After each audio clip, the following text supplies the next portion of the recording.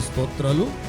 ఈ ప్రత్యేక ఉపవాస ప్రార్థనకు ఆసక్తితో కూడి వచ్చిన మీకు అందరికీ హృదయపూర్వకమైన వందనాలు. దేవుడు మిమ్మల్ని దీవించి బలపరచునుగాక. పరిశుద్ధ గ్రంథం నుండి ఒక చిన్న వాక్యాన్ని చదువుకుని ధ్యానం చేద్దాం కొద్ది సమయం. 88వ కీర్తన మొదటి 3 శరణాలు చదువుకుందాం.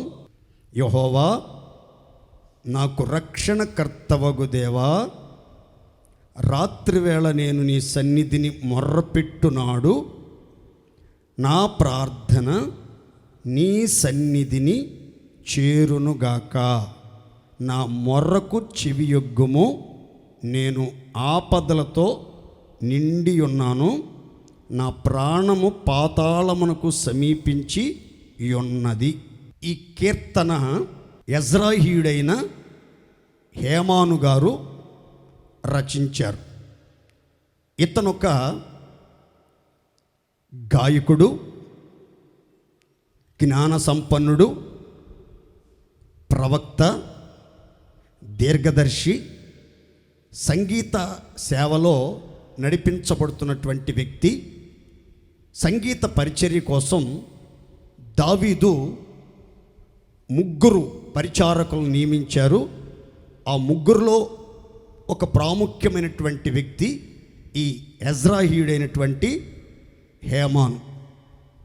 ఇతనికి 14 మంది కుమారులు, 3 కుమార్తెలు, 17 మంది సంతానం ప్రభు యొక్క పరిచర్యలోనే కొనసాగినట్లుగా, ప్రభు పని కోసమే ప్రత్యేకించబడినట్లుగా, ప్రభు సన్నిధిలో సాక్షులుగా ప్రకాశించి దేవుణ్ణి సంతోషపరిచినట్లుగా లేఖనాల్లో రాయబడ్డాయి.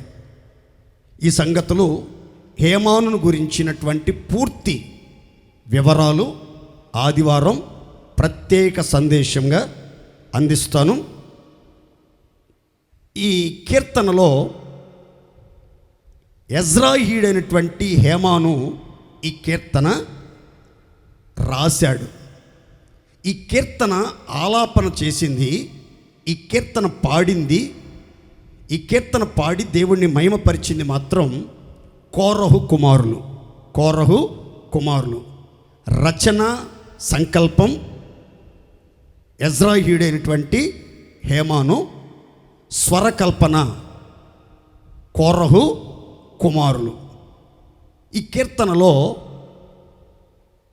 రచయిత చాలా శ్రేష్టమైనటువంటి విషయాలు చెప్పాడు. ఏమని అనంటే, నేను ఆపదలతో నిండి ఉన్నాను, వెలపలకి రానొల్ల కాకుండా నేను బంధింపబడి ఉన్నాను, నా ప్రాణము మరణపు అంచుల్లో ఉంది, బాధ చేత నా కన్ను క్షీణించిపోతుంది, బాల్యము నుండి నేను బాధపడి సావుకు సిద్ధపడి ఉన్నాను, మహాభయములు నా చుట్టూరా చుట్టుకొని ఉన్నవి, నా ప్రియులు, నా స్నేహితులు నాకు దూరమైపోయారు, చీకటియే నాకు బంధువర్గంగా మార్చబడి ఉన్నారు అనే సంగతులు చెప్తూ, రాత్రివేళ కటిక చీకటిలో గాఢాంధకారం కమ్మినటువంటి వేళలో మహాభయములు నా చుట్టూరా చుట్టుకొని నన్ను భయపెడుతూ ఉన్నప్పుడు, బాధ చేత నా కనుచూపు మందగిల్లిపోతూ ఉన్నప్పుడు, బాల్యము నుంచి నేటి వరకు ఎన్నో బాధలతో, ఎన్నో శ్రమలతో, ఎంతో ఒత్తిడితో, ఎంతో నిరాశతో నలిగిపోతూ మరణానికి నేను సిద్ధంగా ఉన్నాను, మరణపు అంచుల మట్టుకు వెళ్ళిపోయాను అని తన స్థితి అంతా చెప్తూ చెప్పిన మాట, నా ప్రార్థన నేను మొర్రపెట్టిన నాడు నా ప్రార్థన నీ సన్నిధిని చేరును గాక, నా మొర్రకు చెవియొగ్గుము. పరిస్థితులు ఎంత ప్రతికూలంగా ఉన్నా, బాల్యము నుంచి వృద్ధాప్యం వరకు బాధ అనుభవిస్తూ ఉన్నప్పటికీ, శ్రమల సుడిగుండాల మధ్యలో ప్రయాణం చేస్తున్నప్పటికీ, ఆపదలు అడుగడుగున ఆటు పోట్ల వలె నలగగొట్టుచు ఉన్నప్పటికీ, ఈ కీర్తనాకారుడు దేవుని మీద ఉన్న విశ్వాసాన్ని విడిచిపెట్టకుండా అన్నిటికీ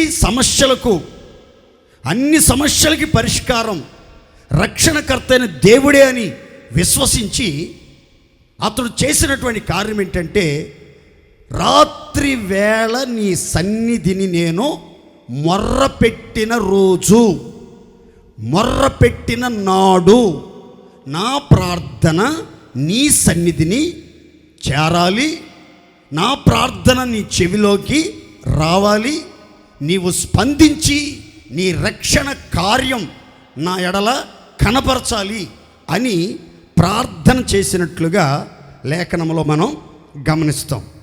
ఈ కీర్తనాకారుడికి బాధలు ఎక్కువైన కొద్దీ అతడు దేవునికి మరింత సమీపంగా వస్తున్నట్లుగా మనం లేఖనంలో గమనిస్తాం. సాధారణంగా దేవుని పిల్లల యొక్క నైజం ఎలా ఉంటుందంటే, బాధలు ఎక్కువయ్యే కొద్దీ దేవునికి దూరం అవుతూ ఉంటారు, సహవాసానికి దూరం అవుతూ ఉంటారు, ప్రార్థన చేయటానికి కొంచెం ఆలోచిస్తూ ఉంటారు. కానీ ఈ కీర్తనాకారుడి జీవితంలో ఎన్ని బాధలు, ఎన్ని భయాలు, ఎన్ని ప్రతికూల పరిస్థితులు ఉన్నా సరే, చీకటే అతని బంధువర్గంగా మారిపోయినా సరే, అతని ప్రియులు, అతని స్నేహితులంతా అతనికి దూరం అయిపోయినా సరే, పరిస్థితులన్నీ పగబట్టినట్లుగా, చుట్టూ గాఢాంధకారం కమ్మినట్లుగా, ఒక లోతైన గోతిలో అతను నివాసం చేస్తున్నట్లుగా అనిపించినా సరే, అతను దేవుని మీద అచంచలమైన విశ్వాసంతో మొర్రపెడుతూ అంటున్నాడు, నీ సన్నిధిని నేను మొర్రపెట్టిన నాడు, నీ సన్నిధిని నేను మొర్రపెట్టిన రోజున నా ప్రార్థన నీ సన్నిధికి చేరాలి, నువ్వు వినాలి, వినిన వెంటనే స్పందించాలి, నా పరిస్థితులన్నీ కూడా అనుకూలపరచాలని ప్రార్థన చేసినట్లుగా లేఖనంలో మనం గమనిస్తాం.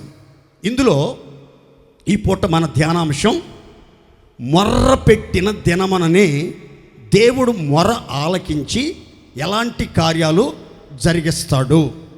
మొర్రపెట్టిన దినముననే దేవుడు మొర్రపెట్టిన భక్తుల జీవితాలలో ఎలాంటి కార్యాలు చేశాడు అనే సంగతులు నేను 3-4 సంగతులు చెప్తాను, అందరూ శ్రద్ధగా వినాలి. అసలు మొర్రపెట్టడం అంటే ఏమిటి? మొర్రపెట్టడం అంటే ఏమిటి?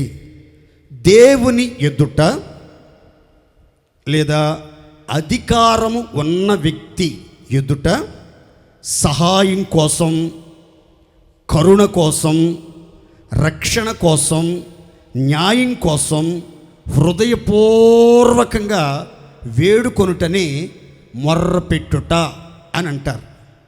దేవుని ఎదుట, అధికారం కలిగిన వ్యక్తుల ఎదుట రక్షణ కోసం, కరుణ కోసం, న్యాయం కోసం, సహాయం కోసం హృదయపూర్వకంగా వేడుకోవటం, బాధలో దేవుణ్ణి పిలవటం, ఆపదలో దేవుని సహాయాన్ని కోరుకోవటం, విశ్వాసంతో ప్రార్థన చేయటం. ఇంకా ఒక్క మాటలో చెప్పాలంటే, హృదయ వేదన దేవుని ముందు కుమ్మరించుట. హృదయ వేదన దేవుని ముందు కుమ్మరించడాన్ని మొర్రపెట్టుట అని అంటాం. కష్టకాలంలో మనం ఫిర్యాదు చేయటం కాకుండా, ఇతరుల మీద నేరారోపణ చేయటం కాకుండా, సనిగి సంశయాలకు చోటివ్వకుండా దేవునికి మొర్రపెట్టడం దేవుని ప్రియులకు ఉత్తమమైన మార్గం.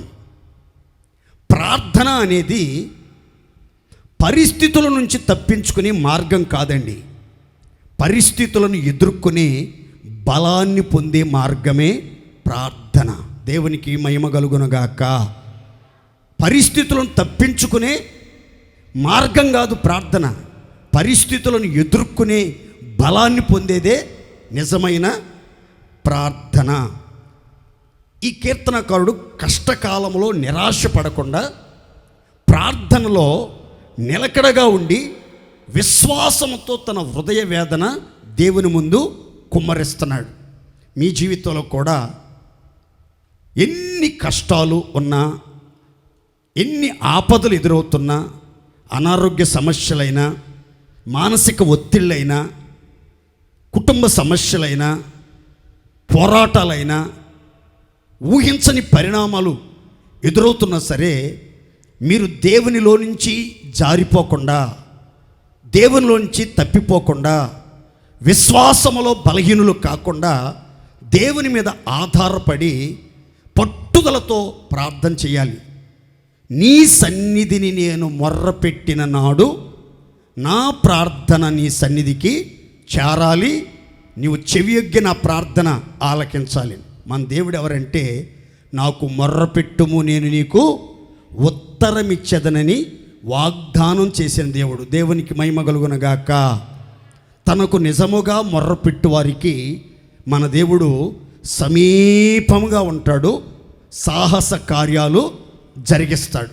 కనుక మీకు ఏ అవసరం వచ్చినా, ఏ సహాయం కావాలని కోరుకున్నా, ఎలాంటి ఆపదల్లో మీరు చిక్కుకున్నా, ఎలాంటి దురవస్థ మీరు అనుభవిస్తున్నా, మీ చుట్టూరా భయాలు మహాజలముల వలె ఆవరించి ఉన్నా, చీకటే మీ బంధువర్గంగా మారిపోయి ఉన్నా, పరిస్థితులన్నీ ప్రతికూలమైపోయినా, మీకు ఆశ ఆశీర్వాదం కనుచూపు మేరలో కనబడకుండా పోయినా సరే, మీరు దృఢ విశ్వాసముతో మీ హృదయ వేదన దేవుని ఎదుట కుమ్మరించి హృదయపూర్వకంగా దేవుణ్ణి వేడుకోగలిగితే, మీరు మొర్రపెట్టిన దినమునే మీ ప్రార్థన దేవుడు ఆలకిస్తాడు, అంగీకరిస్తాడు, ఆశ్చర్యమైన కార్యాలు నిశ్చయముగా జరిగించునుగాక. ఒక్క 3 మాటలు మాత్రం క్లుప్తంగా చెప్తాను, అందరూ చక్కగా చదువుకుని ధ్యానం చేద్దాం. చూడండి, 138వ కీర్తన 3వ శరణం. నేను మొర్రపెట్టిన దినమున నీవు నాకు ఉత్తరమిచ్చితివి, నా ప్రాణములో త్రాణ పుట్టించి నన్ను ధైర్యపరచితివి. చప్పట్లు కూడా సంతోషంగా దేవుని మహిమపరచండి. దావీదు భక్తుని జీవితంలో మొర్రపెట్టిన రోజు దేవుడు 3 మహిమగల కార్యాలు జరిగించాడు. మొర్రపెట్టిన వారం తర్వాతో, మొర్రపెట్టిన నెల తర్వాతో, మొర్రపెట్టిన 40 సంవత్సరాల తర్వాతో కాదు, మొర్రపెట్టిన రోజే దావీదు జీవితంలో దేవుని బలమైన బాహువు చాపబడటం, దేవుని ఆశ్చర్యకరమైనటువంటి కార్యాలు జరగటం చూస్తాం మనం ఈ లేఖనంలో. 3 కార్యాలు. 1, మొర్రపెట్టిన రోజే దేవుడు అతని మొర్ర ఆలకించడం, అతనికి ప్రత్యుత్తరం ఇవ్వటం జరిగింది. 2, అతని ప్రాణములో, అతని అంతరంగంలో ఆశ్చర్యకరమైన బలాన్ని, అధికమైనటువంటి బలాన్ని, అధికమైనటువంటి శక్తిని దేవుడు పుట్టించాడు. త్రాణ అనే మాటకు అర్థం ఏంటంటే బలము లేదా శక్తి అని అర్థం. త్రాణ అనే మాటకు అర్థం బలము లేదా శక్తి, స్ట్రెంగ్త్ ఆర్ పవర్ అని అర్థం. Strength are power.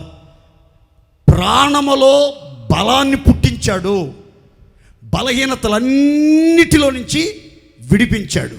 3, ధైర్యపరిచాడు, భయాన్ని పారద్రోలాడు, భయాన్ని తొలగించాడు, భయాన్ని గద్దించాడు, భయానికి దావీదు గుండెల్లో చోటు లేకుండా చేసి ధైర్యంతో నింపినట్లుగా, ధైర్య సాహసాలతో అతని చేయి పట్టి నడిపించినట్లుగా ఈ లేఖనంలో మనం స్పష్టంగా గమనిస్తాం.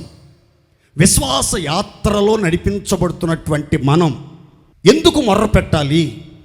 అసలు దావీదు ఏ సందర్భాల్లో మొర్ర పెట్టాడు అని అంటే చాలా కారణాలు ఉన్నాయి. కానీ బైబిల్లో ఒక 3 సంగతులు నేను మీకు చెప్తాను అతను మొర్ర పెట్టడానికి ఆ ప్రబలమైనటువంటి కారణాలు. ఒకటి, సౌలు రాజు తనను వెంటాడినప్పుడల్లా దావీదు ఎక్కువగా దేవుని సన్నిధిలో మొర్ర పెడుతూ ఉండేవాడు. 2, గాతులో ఫిలిస్తీన్ల మధ్యలో, శత్రువుల మధ్యలో అతను చిక్కుబడినప్పుడు, అతను శత్రువుల మధ్యలో దొరికిపోయినప్పుడు, శత్రువులు ఏదో కీడు చెయ్యాలని ఉద్దేశం కలిగి ఉన్నప్పుడు అతడు మొర్ర పెట్టినట్లుగా మనం లేఖనంలో చూస్తాం. 3, దావీదు జీవితంలో తన పాపాన్ని గ్రహించినప్పుడు అతడు తన హృదయాన్ని పగలగొట్టుకుని, విరగ్గొట్టుకుని, విరిగిన హృదయంతో వినయపూర్వకంగా దేవునికి మొర్ర పెట్టినట్లుగా లేఖనాల్లో మనం గమనిస్తాం. మీ జీవితంలో కూడా కొన్నిసార్లు సౌలు రాజు దావీదుని తరిమినట్లుగా, సౌలు ఎవరో కాదు, సొంత మామ, కుమార్తెని ఇచ్చి పెండ్లి చేసినటువంటి మామ, ఒకప్పుడు దావీదు ద్వారా మేలు పొంది విజయాన్ని పొంది రాజ్యాన్ని స్థిరపరచుకున్నటువంటి వ్యక్తి, ఉపకారాన్ని పొందినటువంటి వ్యక్తి.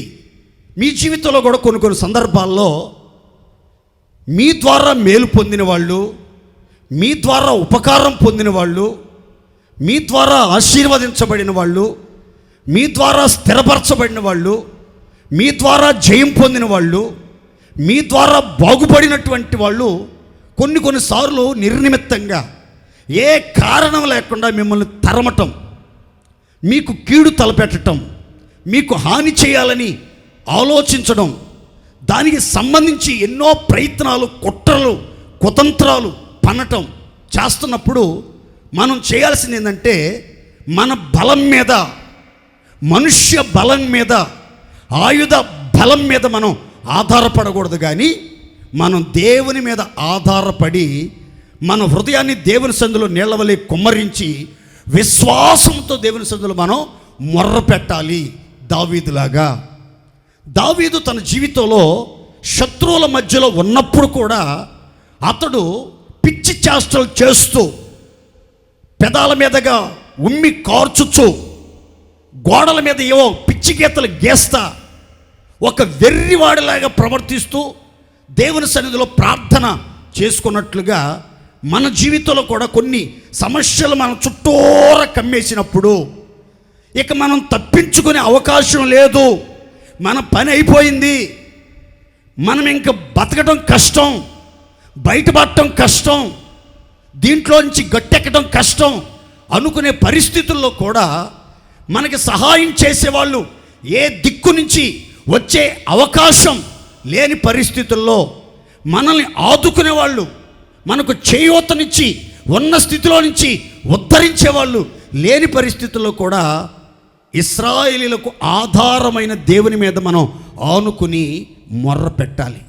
3వదిగా, మనం ఒకవేళ ఏదైనా బలహీనతల్లో, పాపాల్లో, బలహీనతల్లో, పొరపాట్లలో చిక్కుకుంటే, దాంట్లోంచి విడుదల పొందలేకపోతుంటే, ఆ వ్యసనాన్ని మానుకోలేకపోతుంటే, ఆ పాపాన్ని విడిచిపెట్టలేకపోతుంటే, ఆ చెడుతనం కడిగి వేసుకోలేకపోతుంటే, ఆ దుష్టాభిప్రాయాలను మానుకోలేకపోతుంటే, ఆ దుష్ట తలంపుల చేత కొట్టబడి, నెట్టబడి, వేధించబడి, అదో పాతాళానికి అణిచివేయబడుతూ దేవునికి దూరమైపోతున్నాం, దేవుని సన్నిధికి దూరమైపోతున్నాం, దేవుణ్ణి చూడలేకపోతున్నాం, దేవుని సన్నిధిని ఆనందించి ఆరాధించలేకపోతున్నాం అనే బాధ మనల్ని పట్టి పీడిస్తున్నప్పుడు మనం తప్పనిసరిగా దేవుని సన్నిధిలో మొర్రపెట్టి ఒక విడుదల, విమోచన కలిగేంత వరకు మనం మొర్ర పెట్టాలి.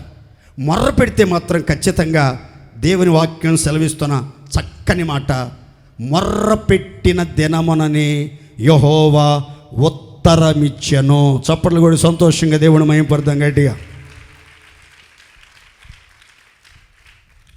34వ కీర్తన 17వ శరణంలో ఈ విధంగా రాయబడింది: నీతిమంతుడు మొర్ర పెట్టగా యెహోవా ఆలకించెను, వానికి కలిగిన శ్రమలన్నిటిలో నుంచి వారిని రక్షించెను. ఖచ్చితంగా మీరు మొర్ర పెట్టడం మొదలుపెట్టి చూడండి, ఉత్తరమిచ్చే ఉన్నతుడైన గొప్ప దేవుడు మీ ప్రార్థన ఆలకిస్తాడు, అంగీకరిస్తాడు, మీకు ప్రత్యుత్తరం ఇస్తాడు. మీరు అనుభవిస్తున్న ఈ శ్రమలన్నిటిలో నుంచి, ఆపదలన్నిటిలో నుంచి, సమస్యలన్నిటిలో నుంచి, మానసిక ఒత్తిళ్ళన్నిటిలో నుంచి, పోరాటాలన్నిటిలో నుంచి కూడా మీకు ఒక అద్భుతమైన విడుదల దేవుడు ప్రసాదిస్తాడు. యోనా ఉపద్రవములో ఉండి ఊపిరి ఆడని పరిస్థితులలో పాతాళ గర్భం అతన్ని బంధించినప్పుడు, చీకటి చుట్టుముట్టినప్పుడు, ప్రాణాపాయ పరిస్థితుల్లో తల్లకిందులైపోతూ ఉన్నప్పుడు దేవునికి మనవి చేశాడండి, దేవునికి మొర్ర పెట్టాడండి. ఆ భయంకరమైన ఉపద్రవంలో, ఉపద్రవము అంటే గుర్తుపెట్టుకోండి, ఉపద్రవం అనే మాటకు అర్థం ఏంటంటే ఊహించని ఆపదలు. అందరు నోదే చెప్పండి గట్టి ఒకసారి. ఉపద్రవం అంటే అర్థం ఏంటి? ఊహించని ఆపద, శ్రమ, శోధన, సమస్య అనేది మీరు గుర్తుపెట్టుకోవాలి.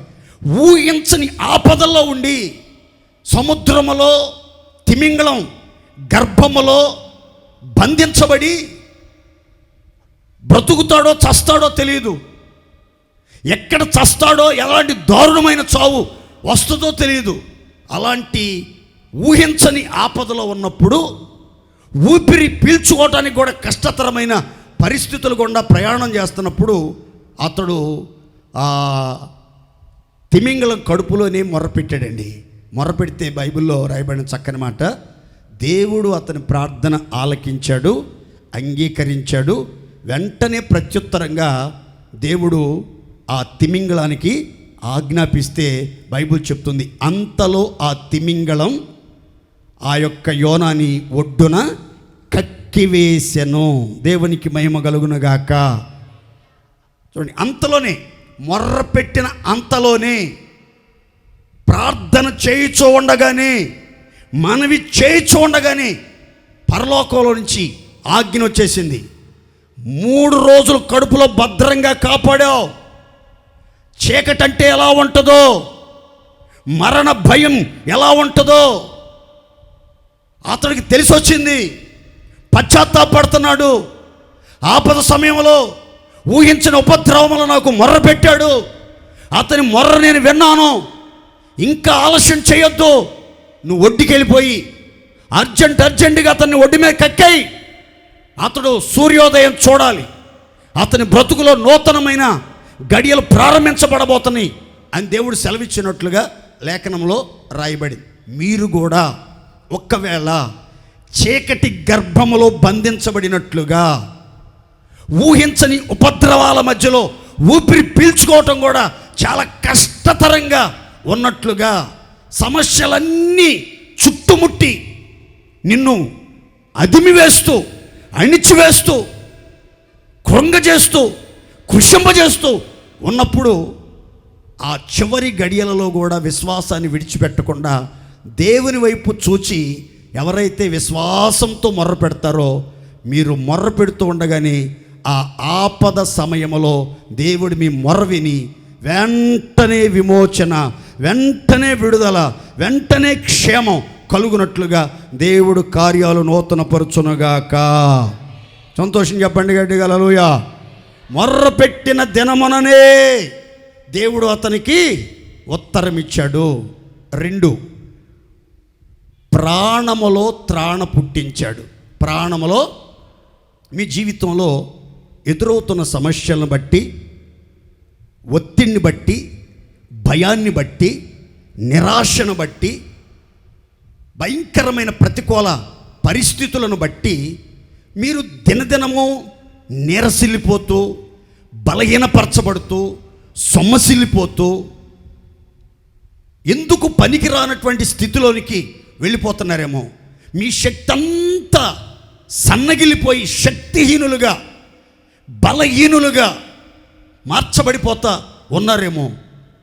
ఈరోజు మీరు మొర్రపెట్టే ఈ దినాన దేవుడు నీ బలహీనతలన్నిటిలోంచి మిమ్మల్ని విడిపిస్తాడు.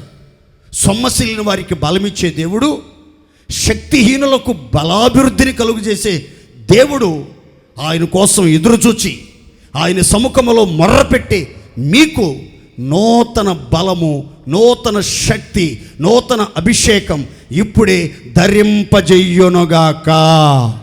గట్టిగా చెప్పండి హల్లెలూయా. దేవుని ద్వారా బలపరచబడినటువంటి దైవజనుడు పౌలు ఈ రీతిగా మాట్లాడుతున్నాడు. నన్ను బలపరచువాని యందే నేను సమస్తమును చెయ్యగలను.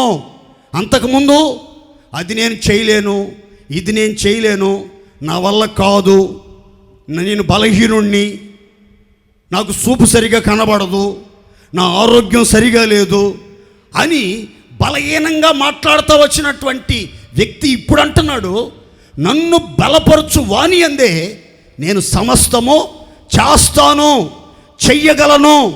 నాకు బలమున్నంత వరకు, దేవుడు నన్ను బలపరిచినంత కాలం బలమైన పరిచర్యలలో నేను కొనసాగుతానని రూఢిగా చెప్పినట్లుగా లేఖనంలో మనం గమనిస్తాం. మరొక సందర్భంలో అంటాడు, నా బలహీనత యందే దేవుని యొక్క శక్తి నా ఎడల పరిపూర్ణం చెయ్యబడింది. దేవునికి స్తోత్ర. అందుకే నేను ఎప్పుడు బలహీనుడనో అప్పుడే బలవంతుడను.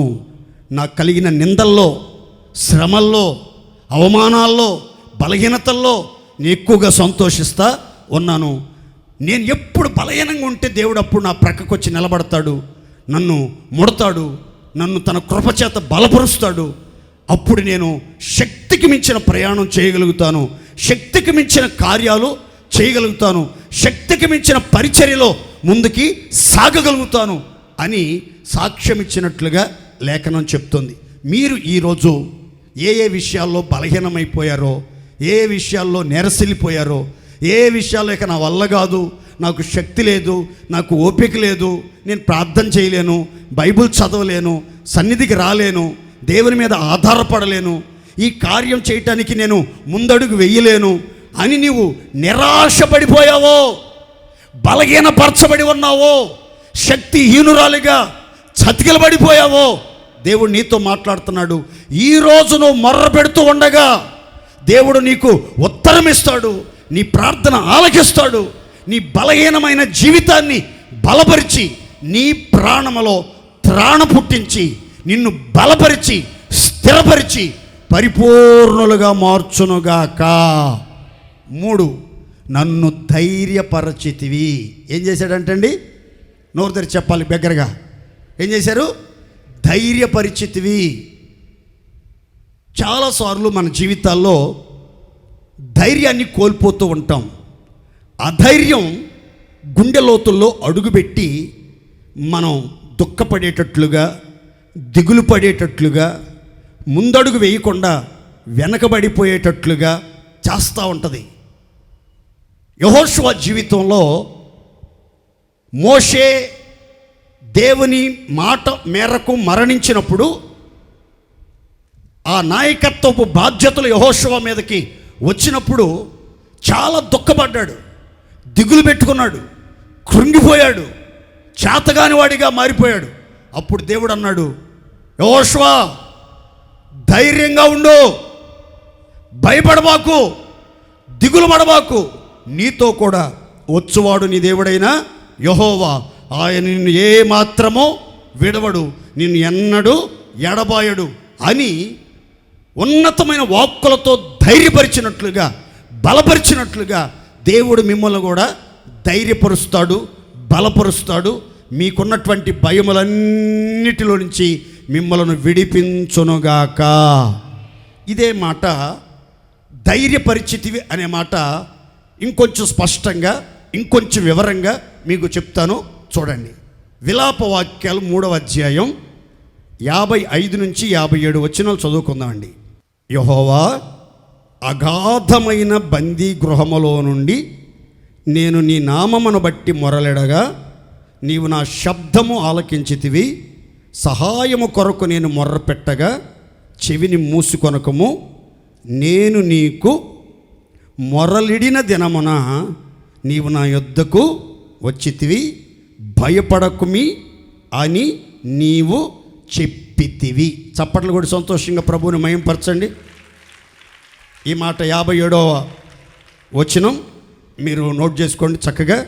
నేను నీకు మొరలిడిన దినమున నీవు నా యొద్దకు వచ్చితివి. భయపడకుమి అని నీవు నాతో చెప్పితివి అనే మాటను మనం చాలా చక్కగా చూస్తాం. ఈ విలాప వాక్యములు గ్రంథకర్త కన్నీటి ప్రవక్తగా పేరుగాంచిన ఇర్మియా రాశారు.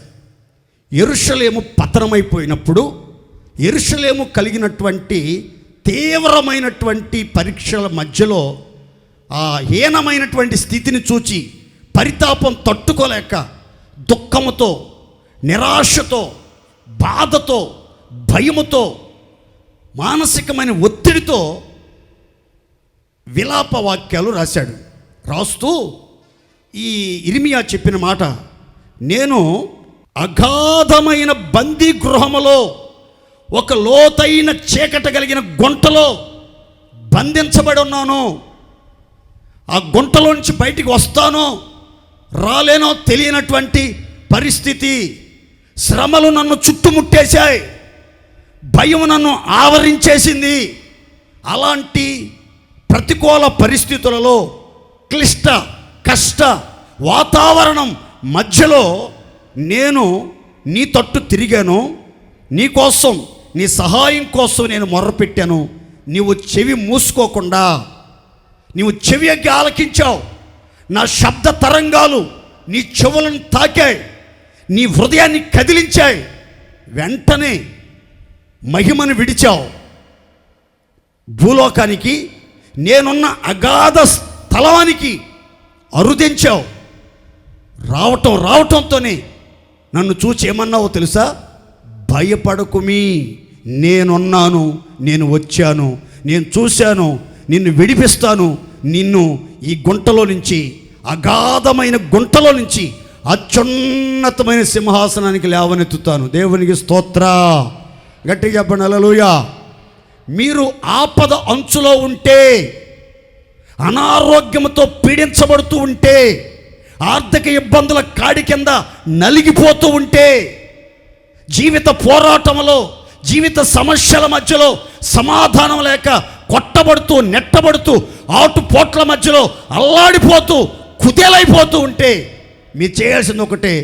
పరిస్థితులన్నీ ప్రతికూలంగా ఉన్నా సరే మిమ్మల్ని ఆదుకొని ఉద్ధరించి ఉన్నత శిఖరాలు ఎక్కించేవాళ్ళు కంటికి కనబడకుండా కనుమరుగైపోయినా సరే సమస్తమును ఎరిగిన సర్వేశ్వరుని వైపు విశ్వాసముతో మొర్రపెట్టి ఆయన సహాయం కొరకు వేడుకుంటే, ఆ ఆపద గడియలలో నీవు మొరలిడిన నాడే, నీవు మొర్రపెట్టిన దినముననే దేవుడు నీ యొద్దకు, మీ యొద్దకు, మన యొద్దకు వచ్చునుగాక.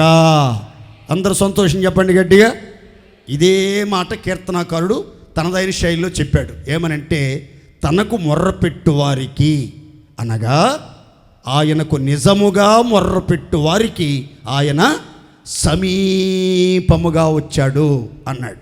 అంటే మన దేవుడు మొర్ర వినే దేవుడు. హృదయపూర్వకమైన మొర్రలు, నిజముగా పెట్టే మొర్రలు, యథార్థ హృదయములతో మొర్ర పెట్టేవారి మొర్ర వింటాడు, స్పందిస్తాడు. ప్రార్థనకు వెంటనే స్పందిస్తాడు. చూచి చూడనట్టు, పట్టి పట్టనట్టు, విని విననట్టు ఉండే దేవుడు కాదండి. వెంటనే స్పందించాడు. రివ్వున రెక్కలు కట్టుకుని వచ్చినట్లుగా మేఘవాహనుడై అగాధమైనటువంటి బందీ గృహంలోనికి ఇర్మియా దగ్గరికి దేవుడు వచ్చేశాడు. వచ్చిన దేవుడు చూస్తా ఊరుకోలేదు.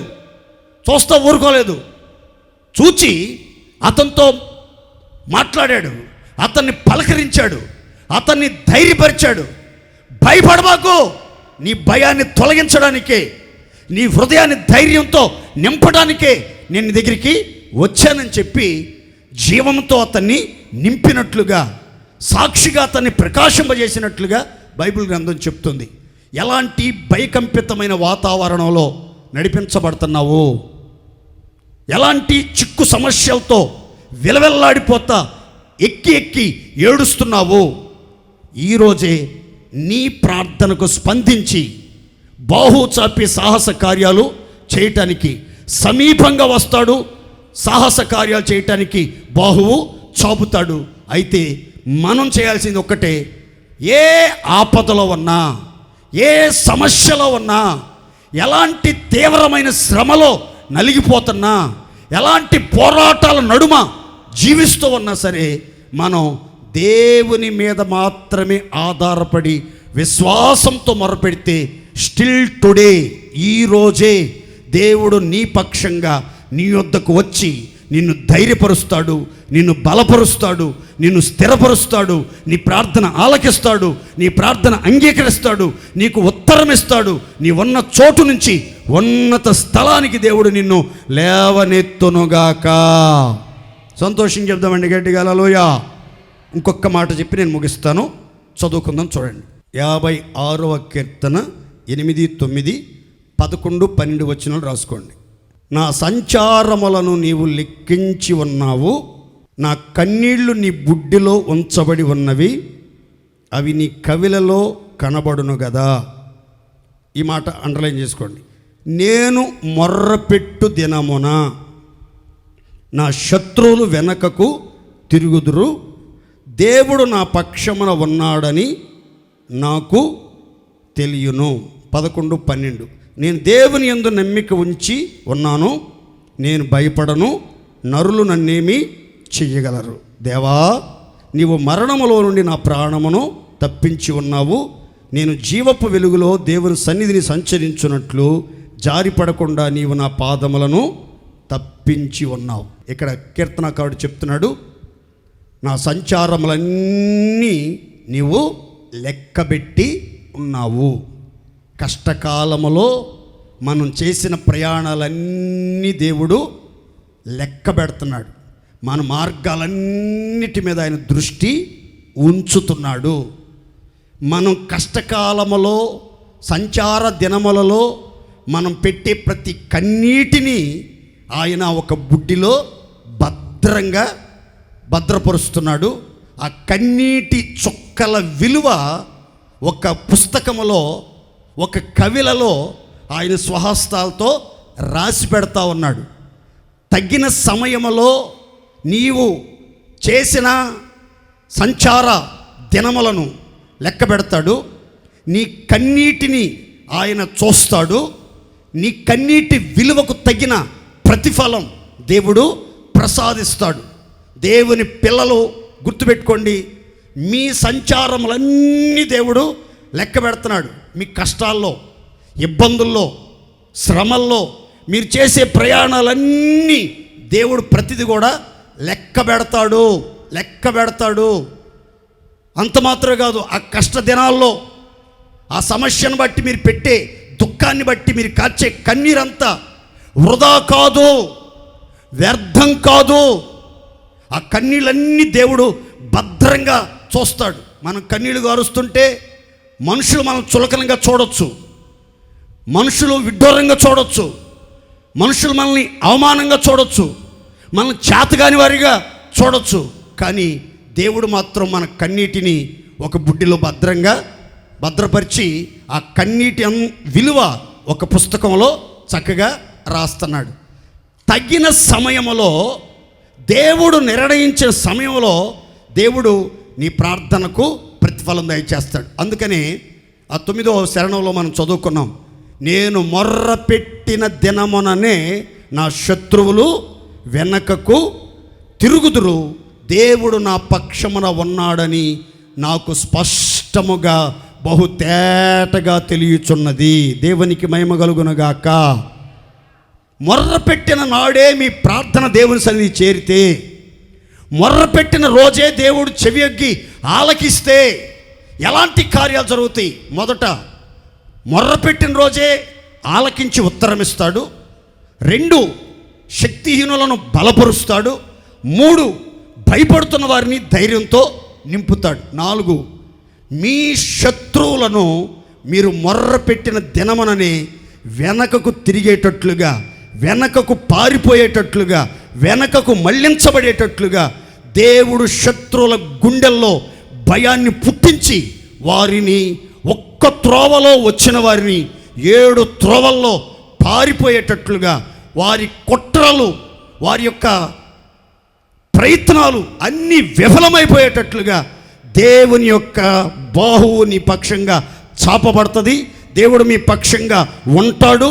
మీరు చూస్తూ ఉండగానే శత్రువులకు అర్థమయ్యేటట్లుగా, శత్రువులు కూడా గుర్తుపట్టేటట్లుగా దేవుడు చేస్తాడు. మీరు మొర్ర పెట్టడం ఆలస్యం, మీ వెనక మిమ్మల్ని తరుముతున్న శత్రువులు ఇది మొదలుకొని మీ యొద్ద నుంచి వెనకకి పారిపోవుదురుగాక. అందరు విశ్వాసంతో చేతులెత్తి చెప్పండి గట్టిగా హల్లెలూయా.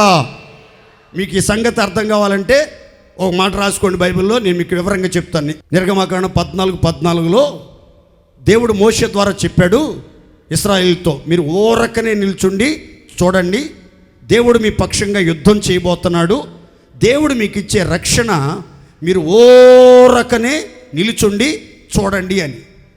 అప్పుడు వాళ్ళంతా మౌనంగా ఉండి ప్రభువుని స్తుతిస్తున్నారండి, ప్రభు నామాన్ని ఉచ్చరిస్తున్నారండి, ప్రభు కార్యాలను చూడాలని ఆశతో ఎదురు చూస్తా ఉన్నారండి. ఈలోపు ఐగుప్తీలు రథాలతో, రౌతులతో, విస్తారమైన సైన్య సమూహాలతో తరుముకుంటూ వచ్చేస్తున్నారు. ఈలోపు మోషే చేతి కర్ర పైకెత్తడం సముద్రం వైపు, సముద్రం 2 పాయలుగా చీల్చబట్టడం, 6 నెలల్లో ఇశ్రాయేలీలందరూ అవతలకి వెళ్ళిపోతుంటే, ఈలోపు ఇశ్రాయేలీలు ఎలాగైతే వెళ్తున్నారో అలాగుననే వెళ్ళాలని ఐగుప్తులు తమ రథాలతో, సైన్యాలతో సముద్రంలోకి వచ్చేశారు. కరెక్ట్గా సముద్రం మధ్యలోనికి వచ్చేసరికి ఏం జరిగిందంటే, దేవుడు ఇశ్రాయేలీల పక్షముగా వారి విరోధులైనటువంటి ఐగుప్తులతో యుద్ధం మొదలుపెట్టాడు. యుద్ధం మొదలుపెట్టేసరికి ఐగుప్తుల యొక్క రథాలు, ఆ రథాలకు ఉన్నటువంటి చక్రాలు ఊడిపోవటం మొదలైనవి. ఆ రథాలను తోలటానికి వాళ్ళు మిక్కిలి కష్టపడతా ఉన్నారు. ఓ పక్కన విపరీతమైన గాలి, సముద్రపు తుఫాను ఓ పక్కన వస్తూ ఉంది, భయంకరమైన ప్రతికూల పరిస్థితి. ఈలోపు ఐగుప్తీల సేనలో ఒకడు గుర్తుపట్టాడు, ఈ రీతిగా మాట్లాడుతున్నాడు, ఒరే బాబు ఐగుప్తీలారా, బతుకుంటే బలిసాకాయని తిని బతుకుదాం, ఊపిరుంటే ఉప్పమ్ముకునైనా బతుకుదాం, వారి దేవుడైన యెహోవా వారి పక్షంగా మనతో యుద్ధం చేస్తున్నాడు, మనం పారిపోదాం రెండర్రోయ్ అని పెద్దగా కేకేశాడు. ఈలోపు రథాలు తిప్పుతూ ఉన్నారు, కొంతమంది రథాలు తిప్పడానికి ప్రయత్నాలు చేస్తుంటే మరలా సముద్రం ఏకరాశిగా మారిపోయింది. ఆ సముద్ర జలరాశులలో ఐగుప్తుల సేన, ఫరో రథాలు అన్ని జల సమాధి చేయబడ్డట్టుగా బైబిల్ చెప్తుంది. దేవునికి మహిమ కలుగునగాక. చూడండి ఎంత విచిత్రమో, దేవుని మాటలు ఎంత స్పష్టంగా నెరవేర్చబడ్డాయి చూడండి. మొర్ర పెట్టిన రోజే, దేవుడు వాగ్దానం చేసిన రోజే వారి శత్రువులు వెనకకి తిరిగినట్లుగా, దేవుడు మన పితరుల పక్షంగా ఉన్నట్లుగా, వారి ప్రక్కనే నిలిచినట్లుగా వాళ్ళు గుర్తుపట్టారు. అందుకే పౌలు గారు అంటారు, దేవుడు మన పక్షమున ఉండగా మనకు విరోధి ఎవడో. దేవుడు మన పక్షంగా ఉండాలండి, దేవుడు మనతో ఉండాలండి, దేవుడు మనలో ఉండాలండి, దేవుడు మన కోసం క్రియ చేయాలండి. అప్పుడు లోకమంతా ఏకమైనా సరే ఎవడు ఏ హాని చేయలేడు. దేవునికి మహిమ కలుగునగాక. మీరు గుర్తుపెట్టుకోవాల్సిన చక్కని మాట ఏంటంటే, జీవిత పయనములో, విశ్వాస యాత్రలో నడిపించబడుతున్నటువంటి మీకు ఎలాంటి కష్టాల గుండా ప్రయాణం చేస్తున్నా సరే మీరు గుర్తుపెట్టుకోవాల్సింది ఒక్కటే, దేవుడు నేను మొర్రపెట్టిన రోజే నా శత్రువులను నాకు కీడు చేయకుండా, నా మీదకి రాకుండా నాకు సమాధానం ఇస్తాడు, నా శత్రువులు వెనక్కి తిరిగేటట్లుగా చేస్తాడు. ఈ కీర్తన నేపథ్యం చెప్తాను, తలపైకి చూడండి. 56వ కీర్తన ఇప్పుడు ఏ సందర్భంలో రాశాడు దావీదు అని అంటే, గాతులో ఫిలిస్తీన్లకు దొరికాడు, దావీదు. ఆకీషు రాజు దగ్గరికి దావీదుని తీసుకెళ్లారు. చుట్టూ విచిత్రంగా గుడ్లన్నీ మెతకరించి చూస్తున్నారు. ఫిలిస్తీన్ల సర్దారుణ్ణి ఒక్క రాతి దెబ్బతో చంపినవాడు వీడే కదరా, ఇశ్రాయేలుకి రక్షణ జయం ప్రసాదించినవాడు ఈడే కదా అని అందరూ గుసగుసలాడుకుంటున్నారు. ఆ బలవంతుడు చిక్కేసరికి ఫిలిస్తీన్ల సర్దారుల్లో ఒకడైన ఆకీషు విచిత్రంగా చూస్తా ఉన్నాడు. ఇక తప్పించుకునే అవకాశం లేదు. శత్రువుల మధ్యలో కీలుబొమ్మగా దొరికాడు. ఎవరికి దొరకాలో వాళ్ళకే దొరికాడు. ఇక తప్పించుకునే అవకాశం లేకుండా పోయింది. అలాంటి క్లిష్ట వాతావరణంలో మించిన బలము కలిగిన శత్రు సమూహాల మధ్యలో దావీదు ఉన్నప్పుడు దేవునికి మొర్రపెట్టాడండి. మొర్రపెడితే అప్పుడు శత్రువులంతా వెనక్కి వెళ్ళిపోయినట్లుగా రాజనగరంలో నుంచి శత్రువుల మధ్యలో నుంచి దావీదు బయటకు వచ్చి ప్రాణాలతో కాపాడబడినట్లుగా లేఖనం చెప్తుంది. ఆ సందర్భాన్ని తలంచుకుంటూ 56వ కీర్తన రాశాడు. ఏమని? నేను మొర్రపెట్టిన రోజే నా శత్రువులంతా వెనక్కి తిరిగారు. ఆ రోజు నాకు తెలిసింది దేవుడు నా పక్షంగా ఉన్నాడని. దేవునికి మహిమ కలుగునగాక. దేవుడు లేకపోతే మనం ఎన్నో సందర్భాలలో, ఎన్నో ఆపదల్లో, ఎన్నో అపాయకరమైన పరిస్థితుల్లో, ఎన్నో శత్రు కుట్రలలో, శత్రు దాడులలో, శత్రువుల యొక్క వ్యూహాలలో చిక్కుకొని ఎంతో నష్టపోయేవాళ్ళం, ఎన్నో ఇబ్బందులు పడేవాళ్ళం, ఎంతో జీవితంలో కోల్పోయేవాళ్ళం. కానీ ఈరోజు మనం నెమ్మదిగా ఉన్నాం, సమాధానంగా ఉన్నాం, ప్రాణాలతో ఉన్నామంటే కారణం ఏంటంటే మనం దేవునికి మొర్రపెట్టాం. మొర్రపెట్టిన రోజే కొన్ని మన జీవితాల్లో మనకు తెలిసేటట్లు కొన్ని కార్యాలు చేశాడు దేవుడు.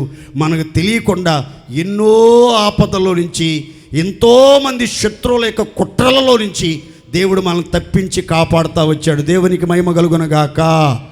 అందరం చెప్తాం గట్టిగా హల్లెలూయా, హల్లెలూయా. కనుక మీరు ఏ సమస్య వచ్చినా, ఏ సమాధానం కావాలన్నా, ఏ అవసరంలో ఉన్నా, ఎలాంటి మానసిక ఒత్తిడిలో ఉన్నా, ఏ భయాందోళనతో నడిపించబడుతున్నా, పరిస్థితులు ఎన్ని విధాలుగా మారినా సరే సమాధానం ఒక్కటే, నిజంగా మొర్రపెట్టండి, హృదయపూర్వకంగా మొర్రపెట్టండి, దేవుని ఎదుటికి రండి, దేవుని ఎదుట విశ్వాసంతో మొర్రపెట్టండి. మీ హృదయ వేదన దేవుని సందులో కుమ్మరించండి. పరిస్థితుల్లోంచి తప్పించుకునే మార్గాన్ని వెతకబాకండి. పరిస్థితులను ఎదుర్కొని బలాన్ని పొందే మార్గాన్ని అన్వేషించండి. కష్టకాలంలో కూడా ప్రార్థన విడిచిపెట్టబాకండి. కష్టకాలంలో కూడా నిరాశపడకుండా ప్రార్థనలో నిలకడగా ఉండండి.